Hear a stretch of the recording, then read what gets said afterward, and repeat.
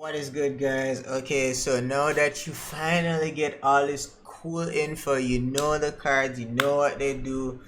Now is the time where we do some theorizing and we kind of try and figure out where these cards fall in the grand scheme of things. What should you be trying to invest mats into? What should you be trying to figure out how it fits into the deck? So, found this handy dandy way of making a tier list. First up on the chopping block is Call Girl. Call Girl, like we mentioned before, is a 7-cost legendary that basically the war cry summons out a fellow superhero ally. With that being said, I feel like for the superhero team, this card is an auto including, honestly. So I definitely rank it S tier. Instant auto include. If you're running superhero team, you should definitely be putting this in your deck. It's a free way to cheat energy out on the field. You get a free summon on the board, and depending on how you build your deck, you can actually kind of structure your card rotation so that you determine specifically what card it is that gets summoned to the field, so it's not necessarily random. So there's a lot of skill play involved with this card as a whole, and I feel like it is definitely a S tier card for the super. Moving up next on the list, we're gonna go with your boy Mysterion, 5-costed assassin legendary, and I'm somewhat at arms with the idea of is this should be an auto include or it's just a decent card to level up, but I'm leaning more on the side of auto include. Primarily also similar reason to with Call Girl. It's a nice way of cheating energy out on the board. Once the card is on the field, it cannot go back into your hand because every time it dies, it just gets respawned on the field, and that effectively shortens your card rotation cycle to 11 cards instead of the full 12. And I feel like considering that you get back a 5-costed assassin on the field every time it gets reborn, that you don't have to be casting energy to play, I mean that card, that in and of itself sells the card on its own. So ranking that up there in the auto include category. Next card is 5-costed epic tank card, the King. I always love that character. This one's a toughie, but I'm going to lean more on the side of A tier, a decent card to level up, just due to the fact that this card only really synergizes with fellow superhero themed allies, so it only gets the buff to its attack for the superhero allies that are on the field.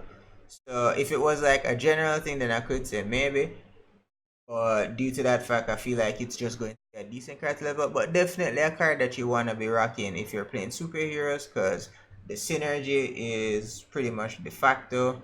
All in all, it's an epic card, so it'll get stated decently, so definitely a decent card to level up. The human Kite, kinda wanna err on the side of caution and drop this in the B rank there. Potentially gimmicky combo card, definitely gonna be synergizing it with certain types of cards for certain types of pushes. Forecasted range unit that flies, definitely a decent enough card to include in your deck, but you're definitely gonna be building a deck strategy around that card as a whole. So yeah, I definitely see this more as a combo kind of gimmicky card, kind of in the similar vein of stuff like Robin Tweak, Canadian Ike, so to speak. Next card, 3-costed fighter unit, Fastpass. Gonna be, it's an epic card, so it should get statted decently as you level it up. I want to say decent card to level up. Definitely not a gimmicky combo card, so we're going to put that at A tier. 3-costed, so it's definitely low enough cost that it can be included in the deck. So definitely don't see why we wouldn't rank this up there. And like I mentioned in my card review video, if you have it and you're going up against a new kid and your opponent puts an enemy behind the new kid, his ability can actually pass through the new kid to hit the enemy, and the damage should be done on the new kid tower as well. So definitely a card that's worthwhile to invest. Tool Shed, 3 cost fighter unit, once again epic. So we already know that it should be started decently and it should level up accordingly.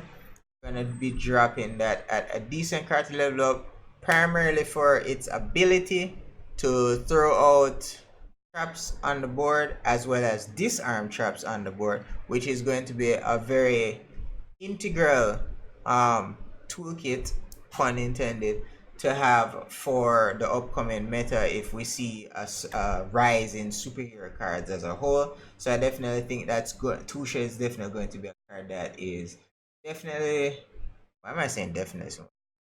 A good card to be leveled up. Mosquito, 3 cost fighter unit. Warcry summons a swarm of mosquitoes that whatever it attacks, it actually absorbs life from it and gives it to Mosquito.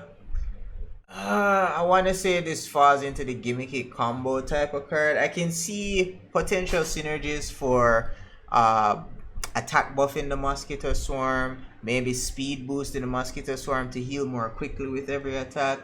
Also potentially Robin Tweak HP buffing the Mosquito Swarm. So there's potential for combos without a doubt. So I think B tier is probably an accurate place that we can put that card as a whole.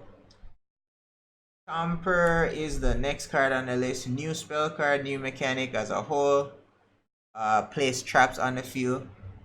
Just like we were mentioning with Toolshed, traps are going to be playing a part in the overall. Very easy way to defend against doggies first and foremost. You can just drop the trap in front of your new kid tower and just leave it there for the duration of how long the trap stays out for, and be safe knowing that a doggy can't just run up on you and jack all your stuff. So I feel like I want to say it's a decent card to level up and should probably be A tier. And the higher you level it up, the more damage it will do, and I'm assuming also probably last longer. So we'll see how that works out, but for now, I'm gonna put that in a decent card to level up overall. Tupperware, I really want to love this card, and I hope to high heaven that I'm wrong about this card. But considering that it is one, a 4-costed common card, and 2, the only common card of the entire set, I'm gonna have to put this at C tier. This ain't it, chief. I do not think anyone should be wasting materials trying to invest in this right off the bat. It definitely has some potential, and I can see it being an annoying card to get rid of, similar in a vein to like how Alien Drone is an annoying card to get rid of. But I don't see it warranting anything above a B tier, honestly. Common cards really got the shaft with the update of yesteryears, when we all know commons were no longer great again. So I don't have high hopes for this card to see a lot of play, but who knows? It might surprise us. Might be as good as a Blood Elf Baby or a Father Maxi at higher levels. Who knows? Time will tell. Disclaimer, of course, this is my preliminary, just off the top estimations of ranking tier list for the new cards that are being thrown out there. So I could be wrong. I hope I'm wrong, honestly. So we'll see how that works out. And finally, another spell card, Super Fart, blows back all of the impending doom that is coming towards your new kid tower for only 2 mana, or 2 energy if you want to refer to it that way. But I wanna say this is a somewhat gimmicky combo card. I can see where potentially you can use this to stall and kind of save yourself at the last second in overtime, maybe by blowing back everybody. Potential is there also if you cop magic something and you need to cheap cycle into like a rogue token to clear stuff, you give yourself a little bit more time to cycle to the rogue token, maybe to take out the cocks. That has some use. Also, once again, like I said, common cards don't really get a lot of love. It is more or less the only other common card that was released at launch. And yeah, we all know the stigma behind having common cards in a deck as a whole, so I don't need to specify that. But all in all, this is what my tier listing looks like for the superhero thing coming out. Call Girl and Mysterion definitely ought to include. If you pull that, it is a no-brainer to have that in your deck if you're running superhero theme. A tier cards, the Coon, good synergy with the superhero theme because it gets buffed by other superheroes. So all in all, as long as you can find the energy to get other superhero allies out, you will see infinite value having a high attack damaging tank of all things. Fastpass, definitely a decent card to level up just for the mere fact that it can target the new kid tower if there is an enemy behind the new kid, and we all know how much people love to put things behind the new kid tower. So I can definitely see some use there. Tool shed, like I said, traps are gonna be a big part of the meta. I'm hoping at the very least, based on what the cards are that were released, put in some more skill play, I guess, into South Park as a whole. So it will be interesting to see how that pans out. So Tool Shed will definitely be worthwhile to level up and should definitely. Why am I saying definitely so much? It's a good card, is what I'm saying. The Chomper, next card, decent to level up. Mostly due to the fact that traps do also damage and freeze the opponent. I want to assume on the plus side that as you level up the card, it'll freeze for longer and do more damage. We don't have all the details yet, but time will tell. And we have our B tier cards, Human Kite, Mosquito, Super Fart, all cards that I feel primarily are going to be comboed alongside other cards, kind of in a support way of sorts, but more so combo. So I don't see them just being thrown out by themselves. They're going to be played in conjunction with something else. So we put those in the B tier. And like I said before, finally, C tier, bottom of the barrel, so to speak.